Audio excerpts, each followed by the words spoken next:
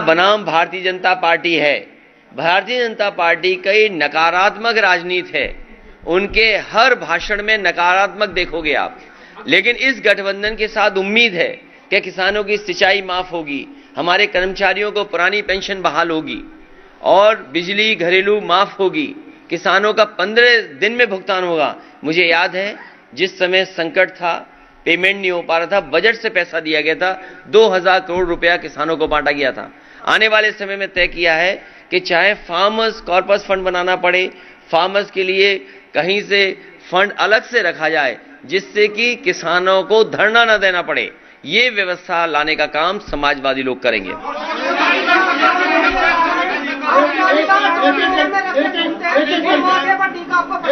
कौन कह रहा? अरे तुम लगा दो टीका, कौन कह रहा है? मैं तो कहूंगा केशव प्रसाद जी आए, हमें जीत का टीका लगा दें आके।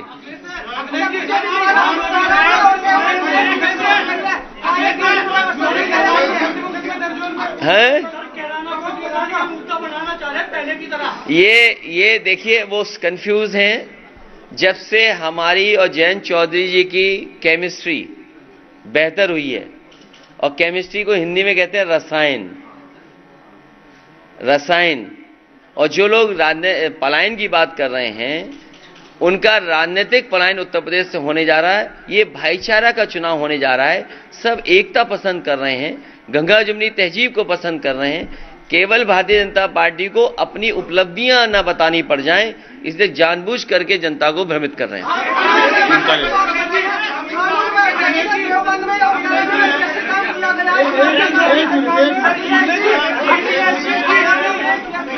इनका सवाल फिर मैं आपका ले पूछिए।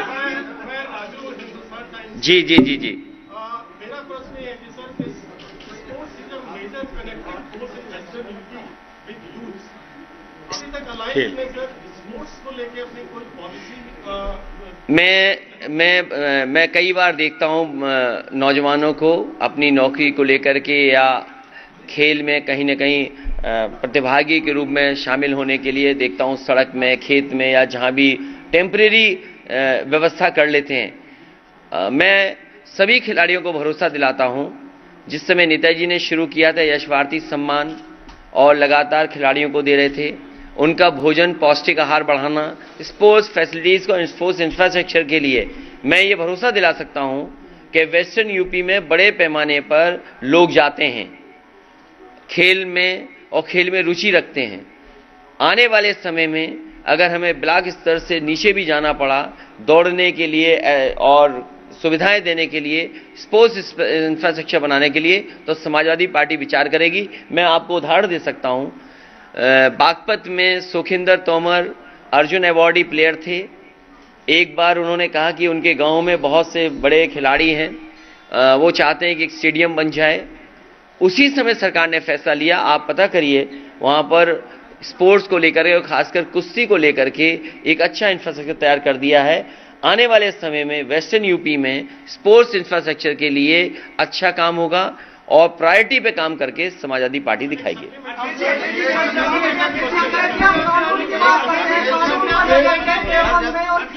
एक मिनट का खत्म हो जाए फिर मैं कब बता दूंगा कानून व्यवस्था।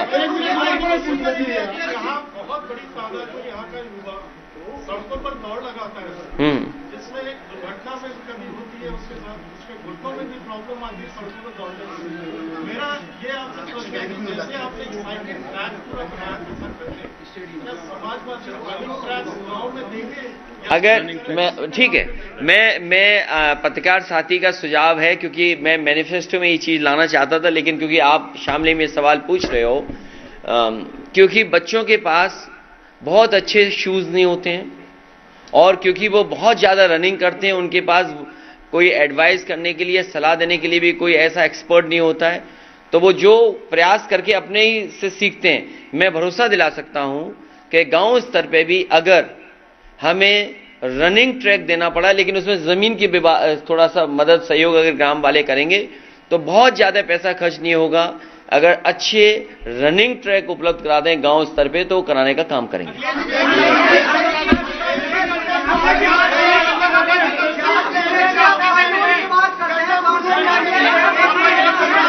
अरे ऐसे तो किसी का सवाल नहीं सुन पाएंगे।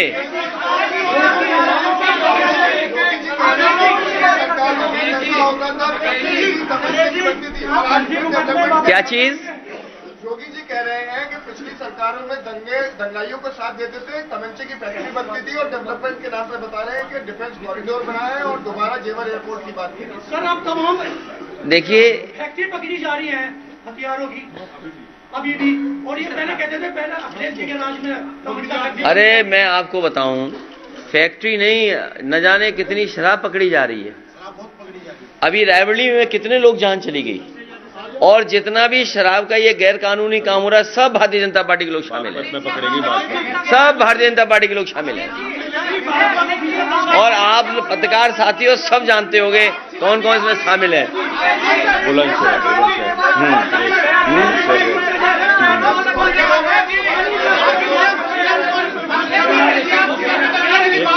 क्या समीक्षा होगी कि नहीं, जो मुख्यमंत्री है उनके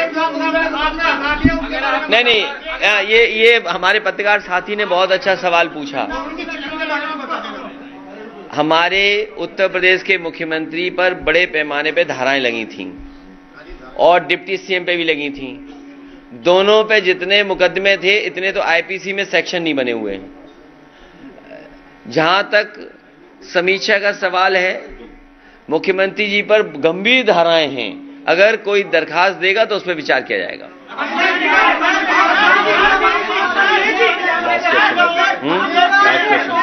अब आप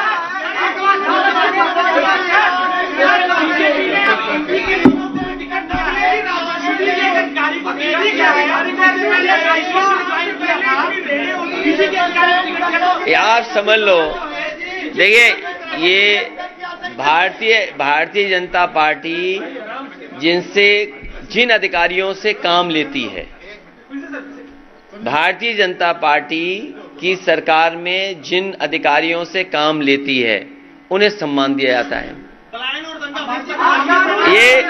ये जो हमारी दोनों की केमिस्ट्री है, इससे अनर्ग बातें कर रहे हैं वो।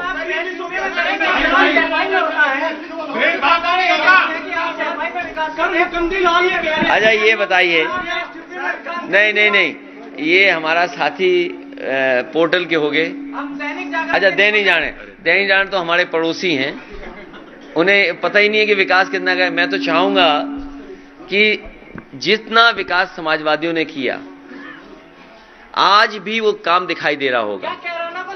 जहां जो सब स्टेशन हैं, अरे रुक जा भाई, जो चाहे वो बिजली के सब स्टेशन बनने हो, फीडर सेपरेशन होना हो, सबसे ज्यादा हुआ।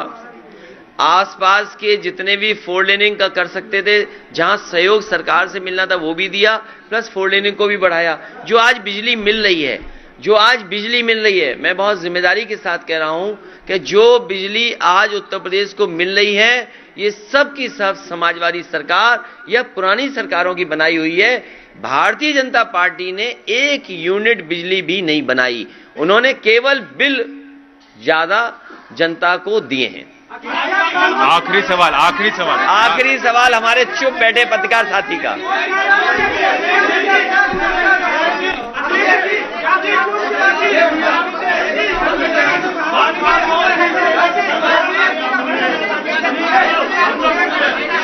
एक मिनट उनका ले लें। उनका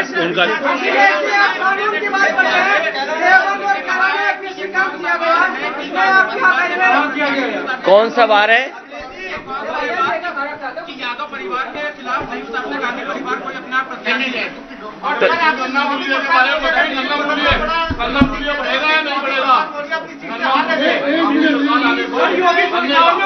गन्ना को क्यों नहीं बढ़ाएंगे? गन्ना को क्यों नहीं किसानों को खुशहाल बनाएंगे? किसानों को खुशहाल बनाने के लिए, लगातार उनकी मदद करने के लिए, आर्थिक रूप से मदद करने के लिए गन्ने की कीमत बढ़ेगी। और जब भी समाजवादी आए होंगे तो गन्ने की कीमत बढ़ी होगी। ये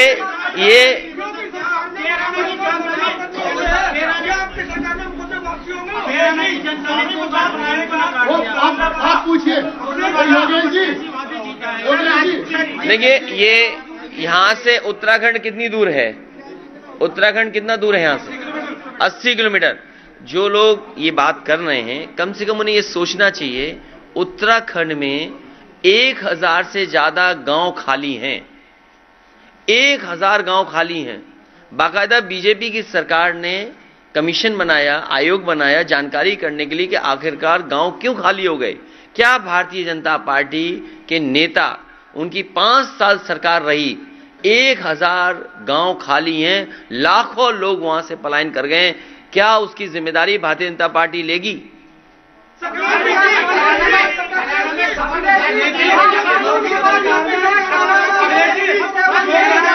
कैराना से लखनऊ पहुंचने के लिए एक्सप्रेसवे बनेगा जो कम समय में पहुंच जाओ। मैंने अच्छा आखिरी घोषणा आखिरी बात फिर हम लोग जा रहे हैं। मैंने जिस समय आरएलडी और समाजवादी पार्टी के मिलकर के सांसद को जिताया था, उस समय मैंने ये कहा था कि इस हिस्से में जोड़ने के लिए अगर एक्सप्रेसवे बनाना पड़ेगा तो चलो, बीजेपी वालों ने गंगा एक्सप्रेसवे तो शुरू किया है, लेकिन बनाएंगे हम ही लोग, और इस हिस्से को आपसे जल्दी लखनऊ पहुंच जाए, 5 घंटे से ज्यादा समय न लगे, ऐसा एक्सप्रेसवे बनाएंगे जिससे आपकी लखनऊ की दूरी कम हो जाए। एक मिनट पूछिए, क्या कह रहे हैं? वो कहते हैं कि जाटों के नेता हैं, बात जाट की करते हैं, जाट की लड़ाई है, लेकिन टिकट मुसलमानों को देते हैं। अरे ये कोई उनकी कही गई बात पे मैं क्या जवाब दूं? और वो विद्वान आदमी है दिल्ली वाले, मैं क्या उनका जवाब दूं? हम देते हैं टिकट, जिसकी भागीदारी होनी चाहिए, सब वर्गों को हमने टिकट दिया। अगर आप गठबंधन के प्रत्याशियों को देखोगे, सभी जाति के लोगों को मौका मिला। नहीं, आपने लखनऊ, एक मिनट, मैं एक बार कहूं, पत्रकार साथी भाई, ये बताओ, पति पत्नी की टिकट क्यों काट दी? भाई ये हमसे टिकट पूछ रहे, हमने किसी को क्यों टिकट दे दी? भाई ये बताओ, जो रात भर लोगों को सोने नहीं देता, नहीं, वो बात नहीं है, झगड़े वाली बात नहीं है। जो एक व्यक्ति रात भर किसी नेता को सोने नहीं देता था, कभी किसी घर, कभी किसी घर, कभी किसी घर, और नेताओं को तोड़ता था, भाई बीजेपी के लोग बताएं, पति पत्नी को क्यों घर बैठा दिया? कम से कम दोनों की मिलाप करा दें आप। चलिए, जयंत हमारे साथ होंगे।